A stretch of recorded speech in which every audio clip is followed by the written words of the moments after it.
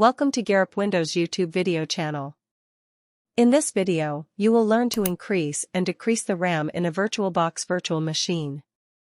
VirtualBox Virtual Machine is beautiful software that allows you to install any version of Windows, including Windows 11 and 10, virtually like a physical machine.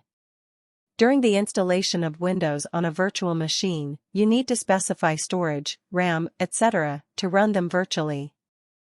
At a later stage, if you want to increase or decrease allocated RAM to a virtual window, it is possible without deleting the virtual window.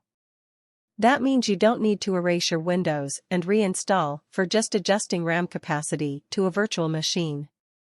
VirtualBox Virtual Machine allows you to increase or decrease allocated RAM to a virtual machine, even without deleting it. This Garup Windows article will guide you on increasing or decreasing the RAM in a VirtualBox virtual machine. How to increase or decrease the RAM capacity in my VirtualBox virtual machine. Turn off your Windows 11 out of 10 machine that is running virtually. To turn off Windows 11 tense, click on the Start button from the taskbar.